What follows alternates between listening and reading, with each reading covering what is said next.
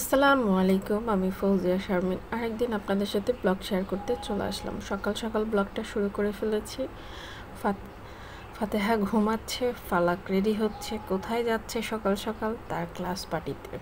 আসলে বাচ্চাদের এইগুলো খুবই আগ্রহ থাকে এবং ফালাকের তো প্রচণ্ড পরিমাণে আগ্রহ ছিল ক্লাস পার্টি জয়েন করার জন্য, কারণ সে অনেক বছর ধরে ক্লাস পার্টি যাচ্ছে না বা করছে না, কারণ দেখা যায় যে করোনাকালীনই 2 বছর এভাবেই চলে গিয়েছে। তার আগে আমি দেইনি, এভাবে মিলিয়ে আর কি অনেক 2 বছর 3 বছরের মতো ক্লাস পার্টি করছে না। তো খুবই আকর্ষণ এবং খুবই আগ্রহ ছিল যে সে ক্লাস পার্টি করবে। তো আজকে অবশেষে সেই দিনটা চলে আসছে আমার মেয়ের, এবং ও অনেক হ্যাপি। সকাল সকাল ডাক দেওয়াতে একেবারে মানে রেডি হওয়ার জন্য আগে আগে উঠে রেডি হয়ে গেল, সব কিছু তাড়াহুড়া করে যাবে তাড়াতাড়ি ক্লাস পার্টিতে। এখন ওর কাছে কি এনজয় লেগেছে বা ভালো লেগেছে, বাচ্চা মানুষ তো পছন্দ করে এই আর কি। তো চলে আসছে স্কুলের সামনে। তো স্কুলের সামনে একটু বাহিরে বালুন দিয়ে এইভাবে সাজানো হয়েছে, খুবই সুন্দর করে সাজিয়েছে জাস্ট ফটো সেশন করার জন্য।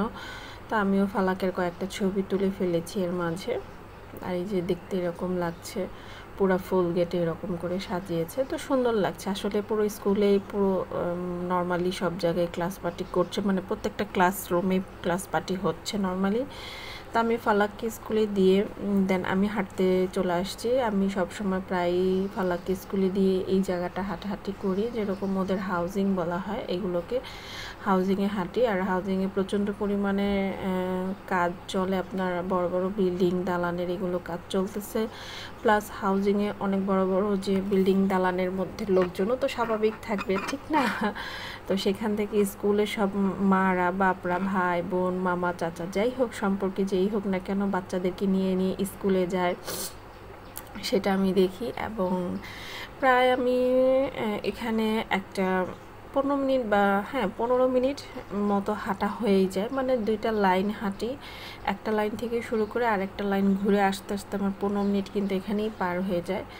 দেন আবার ফালাকের সাথে একটু দেখা করে আবার বাসায় আসতে আসতে আরও 15 মিনিট 10 মিনিট বা এরকম সময় পার হয়ে যায়। তো দেখা যায় মোটামুটি আধা ঘন্টার মতো আর কি সময় চলে যায়। পরে আমি এসে ফালাকের সাথে দেখা করলাম।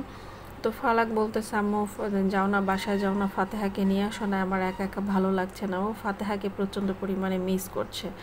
আমিও পরে দেখলাম যে না, বাচ্চাদের সাথে আমার বুড়িটা অনেক এনজয় করবে, তো আমার বুড়িটাকে যেয়ে নিয়ে আসতে হবে। তো পরে আমি ফালাককে বলছি, ঠিক আছে তুমি আর বের হয়েও না, ক্লাসরুমেই থাইকো, আমি নিয়ে আসতেছি। তো এই যে ফাতেহাকে ম্যাচিং ড্রেস পরিয়ে ওকে রেডি করিয়ে 10টা বাজে নিয়ে আসছি। এসে দেখেন আমার মেয়ে মাশাআল্লাহ আলহামদুলিল্লাহ এত এনজয় করছে এবং সবাইকে এত হ্যাপি রেখেছে। ও এসেই নিজেই হ্যাপি হয়ে গেছে, ওর হ্যাপিগুলো দেখে বাচ্চারাও খুব খুশি হয়ে গেছে, খুব আদর করতেছে। আর ও যে দেখেন তার সিগনেচার স্টেপ হচ্ছে লালা লালা, তো খুব এনজয় করে লালা ডান্সটা, মানে ড্রেসটা ধরে এইভাবে করতে হয়। ওর মনে হয় খুশি থাকলে বা ওর ভালো লাগলেও এইরকম স্টেপটা দেয়। এই যে বুড়িটা আবার মাশাল্লাহ মাশাল্লাহ বলতে ভুলবেন না। আর সকাল সকাল ঘুম থেকে উঠেও নর্মালি ওকে জোর জবরদস্তি একটু ওটস খাইয়েছি, যেরকম এখানে অনেকক্ষণ থাকবো, যদি প্রচণ্ড পরিমাণে ওর ক্ষুধা লেগে যায়, বাচ্চা মানুষ ক্ষুধার কারণে বিরক্তি যদি বোধ করে বা ভালো না লাগে, সেক্ষেত্রে ওকে আমি এখান থেকে বাসা থেকে রেডি করেই নিয়ে গেছি, যেরকম কোনোভাবে ওর কষ্টটা না হয়, যেরকম ক্ষুধা নিয়ে থাকতে না হয়। তো ওকে ঘুম থেকে উঠিয়ে ফ্রেশ করে নাস্তা খাইয়ে তারপর স্কুলে আবার নিয়ে আসলাম। ফালাক তো দেখে অনেক হ্যাপি এবং ফাতেহাও দেখে ফালাককে অনেক হ্যাপি হয়ে গেছে। একেবারে 2 বোন, মনে হয় অনেকক্ষণ পর দেখা হয়েছে। 2 বোনকে একেবারে জড়াইয়া দৌড় দিয়ে 2 বোন ধরে রয়েছে, এই অবস্থা। তো সেগুলো ভিডিও করতে পারিনি, কারণ আমি ফাতেহাকে নামিয়ে দেওয়ার পরপরই ক্যামেরা বেন্ড করতে করতে দেখা যায় যে সেই সুন্দর সুন্দর সময়গুলো চলে যায়। ওখানে ম্যাম অলরেডি ওদের প্রিন্সিপাল এসে কেক কেটে গিয়েছে বাচ্চাদের সহ, তো সেই ভিডিওটা আর করা হয়নি। আমি মাত্রই যখন আসছি ফাতেহাকে নিয়ে, তো দেখতেছি ওরা কেক কাট করতেছে। তো এখন ম্যাডাম দিয়ে দিচ্ছে সবাইকে কেক কেটে বাচ্চাদেরকে, কারণ বাচ্চারাও কেক খেতে পছন্দ করে এবং ওরা আগ্রহ করে বসে রয়েছে মেবি হয়তো বা। আর বাচ্চারা তো এইটাই, জাস্ট ফ্রেন্ড ফ্রেন্ড থাকবে, কথাবার্তা বলবে, এই আর কি। তো যাই হোক, প্রায় অনেকক্ষণই ছিলাম, তারপর চলে আসছি। ক্লাস পার্টির সময় ছিল সকাল 9টা থেকে, বেলা 11টা পর্যন্ত ছিল। তো 11টা পর্যন্তই ছিলাম। তারপর ফালাক রিটার্ন গিফট পেয়েছে, একটা বক্স পেয়েছে, পেন্সিল রাখার বক্স, অ্যান্ড খাবার ছিল, যেরকম পোলাও ছিল, রোস্ট ছিল, একটা ডিম ছিল, তারপর কোল্ড ড্রিঙ্কস ছিল, এগুলো ছিল। আর কেক তো তখন খেয়েছে।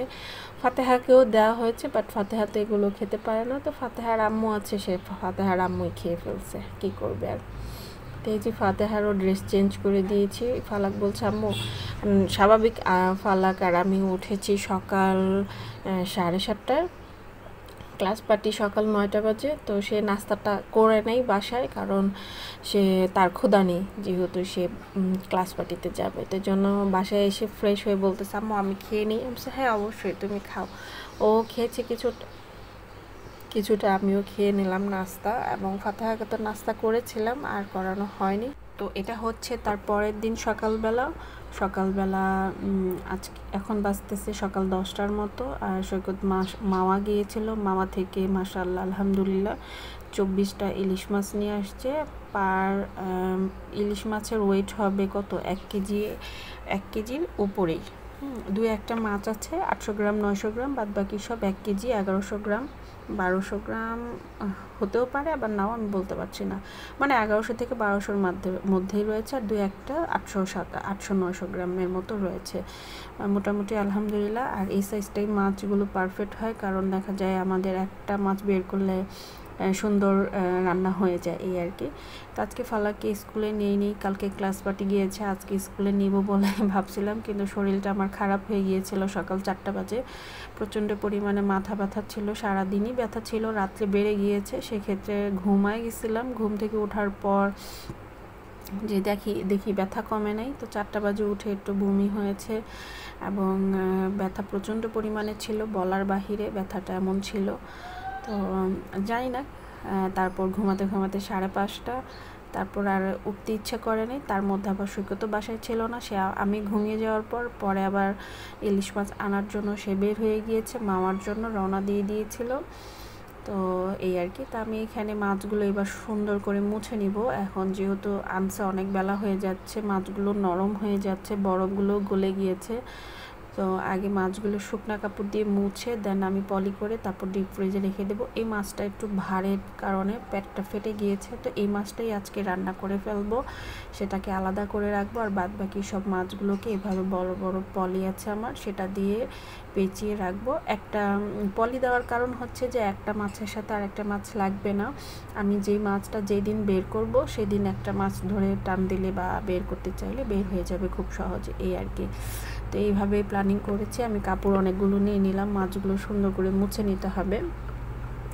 আর এই তো করতে করতে প্রায় 1 ঘন্টার মতো আমার এগুলো চলে গিয়েছে। তার মধ্যে ফালাকও আমাকে হেল্প করছে, সেও অনেক হ্যাপি। আর ইলিশ মাছ তারও পছন্দ। আর ফাতেহা তো সব বরাবরের মতো সব জায়গায় আমাকে হেল্প করার জন্য থাকেই। তা আমি এইভাবে মাছগুলো রেখেছি। তো এই যে কিছু মাছ ওই ডিপেও রেখেছি, কিছু আমি এখানে প্যাকেট করে নিয়ে আসছি, এভাবে করে রাখবো। তো দেখা যাক, পরে আবার চিন্তা করলাম মাছ তো এভাবে যদি আমি প্যাকেট করে রাখি সেক্ষেত্রে দেখা যায় আমার মাছটা ঠান্ডা হতে আরও সময় লাগবে।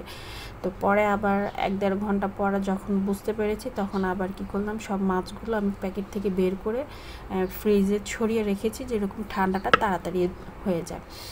দেন আমি এখানে মুছতে আসবো, ফালাক বলতেছে না আম্মু আমাকে দাও, আমি একটু পরিষ্কার করি। তো ও মানে ও যে বললাম না, যার যে কাজটা করতে আগ্রহ আসে সেই কাজটা করতে খুব পছন্দ করে বা ভালো লাগে, স্বাভাবিক, আমার ক্ষেত্রেও এটাই হয়। তো ফালাকের আগ্রহ আসলে ও ডাইনিংটা সাবান দিয়ে ক্লিন করবে, যেহেতু ইলিশ মাছ পুরাটা বিছানো হয়েছে, মোছা হয়েছে, কাজ করা হয়েছে, তো সেক্ষেত্রে ভালোই হয়েছে। তা আমি সকালে রুই মাছ বের করে রেখেছিলাম, রান্না করব, কিন্তু আর রুই মাছ রান্না করব না, রুই মাছটা উঠিয়ে রেখে দিয়েছি। দেন ইলিশ মাছটা বুয়াকে বললাম কাটাকাটি করে দেওয়ার জন্য, বুয়া চলে আসবে কিছুক্ষণের মধ্যে, তখন তার জন্য রেখেছি। পরে ভাবলাম যে মাছটা নরম হচ্ছে তো একটু ডিপে রাখি, ঠান্ডা করি, তো পরে আবার ওই মাছটা এনে ডিপে রেখেছি ঠান্ডা করার জন্য, এই আর কি। আর এখানে দেখেন ফালাক ফাতেহা নাস্তা করার পর খেলাধুলার মধ্যে হয়ে গিয়েছে, আর আমিও এখানে নাস্তা খাচ্ছিলাম। তো দেখলাম যে ফালাক ফাতেহা দুষ্টামি করছে, আর ফালাক দুষ্টামি করতেছে, আর ফাতেহা খুব হাসতেছে, খুব এনজয় করছে ওর বোনের সাথে। তো এই যে বড় হয়ে যাচ্ছে আমার বুড়িটা, বোনের সাথে খেলার জন্য আগ্রহ রাখে, এবং ফালাকও বলতো ফাতেহা কখন বড় হবে আম্মু, আমি ওর সাথে একটু খেলা করব। তো ফালাকেরও কিছু সময়, এখন তো পড়ার সময় ব্যস্ত থাকে পড়ালেখা নিয়ে, তো যখনই সময় পায় ও ওর বোনের সাথে খেলার চেষ্টা করে, তো খেলতে পছন্দ করে, এই আর কি। এবং বোনের খুব আগ্রহ, বোনের টান ভালোবাসা বলার বাহিরে। বললাম না, যে ক্লাস পার্টিতে দেখলেন না যে ও একা একা আছে, ভালো লাগছে না, আমাকে বলতেছে যাও আম্মু নিয়ে আসো ফাতেহাকে, তো এই আর কি, ফাতেহাকে ছেড়ে থাকতে ওরও ভালো লাগে না। তো আমি রান্না বান্না করতে চলে যাব, কারণ দেখা যায় প্রায় 11:30 মতো বাজতেছে। তো ওরা টিভি দেখুক, খেলাধুলা করুক। ফালাকে বলছি যে স্কুলে যাও নাই, পড়ালেখা করো একটু, তো বললো ম্যাডাম আসলে, তখন ম্যাডামের পড়ালেখা সবই কমপ্লিট আম্মু, আজকে আমার পড়ালেখা খুব একটা নাই। তো ঠিক আছে, সমস্যা নাই। তো আমি এখানে দেশি মুরগি 2 পিস নিয়ে নিয়েছি, আর একটা হাড্ডি, আর কিছু পেঁয়াজ আর আদা রসুন তেলে ভেজে নিচ্ছি। আর চুলায় গ্যাস নাই, এই জন্য ইলিশ মাছটা বসিয়ে দিয়েছি, একেবারে পানির ঝোল যে ইলিশ মাছ হয় সেটা রান্না করতে বলছিল সৈকত, সেটা খাবে আর কি, সেই টাইপের খাবে। তা এটা খুবই সহজ রান্না, এটা ইলিশ মাছ দাও, 1 গাদা পানি দিয়ে দাও, পেঁয়াজ দিয়ে দাও, কাঁচামরিচ কেটে দিয়ে দাও, লবণ দিয়ে দাও, তেল এবং কালারের জন্য একটু হলুদ দিয়ে সব কিছু একসাথে মাখিয়ে বসিয়ে দিলেই সেটা রান্না করলেই মজা চলে আসে। আর ইলিশ মাছটা যেভাবেই রান্না করেন সেভাবেই টেস্ট, এটা এই আর কি। তো দুপুরে গোসল করার পর ফালাকে বলছি তুমি নামাজটা পড়ে ফেলো, আমি এখন গোসলে যাব। তো দেখা যায় যা বলতেছে আম্মু আমার প্রচণ্ড ক্ষুধা লেগেছে, আমাকে ইলিশ মাছের মাথা দিয়ে ভাত দাও। তো পরে আমি ভাবলাম যে আমার মেয়েটা নামাজ পড়তেছে, পড়ুক, আমি ওর ভাতটা বের করে দিই, কারণ নামাজ ওর পড়া শেষ করে উঠেই ও খাওয়া দাওয়া করবে বলছে। তো বের করলে তখন দেখা যায় গরম থাকবে, এই জন্য আমি ওকে বের করে দিচ্ছি, ঠান্ডা হতে থাকবেন, বের করে রেখে আমি গোসলে চলে যাব। আর ফালাকের নামাজ শেষ করে তখনও খাওয়া দাওয়া করবে। আর ফাতেহাও এরকমই করে, দেখা যায় নামাজ পড়ার সময় ওকেও যায় নামাজ বিছায় দিতে হয়, তো এতেই বাচ্চারা শিখবে।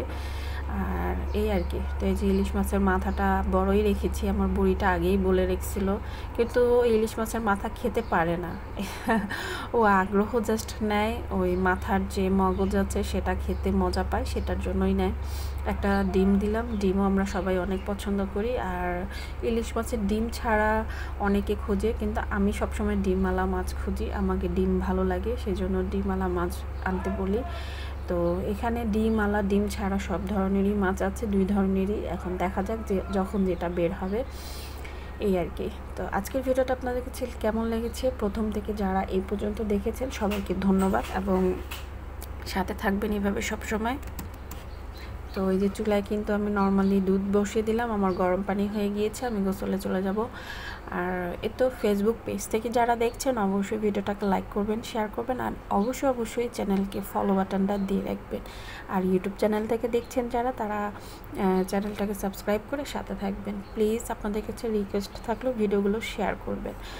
তো অনেক ধরনেরই খাবার খেয়েছেন, এইটা অবশ্যই ট্রাই করবেন। চিতই পিঠায় দিয়ে ভর্তা তো খেয়েছেন, হাঁসের মাংস খেয়েছেন, মুরগির মাংস খেয়েছেন, কিন্তু ইলিশ মাছের ঝোল খেয়েছেন?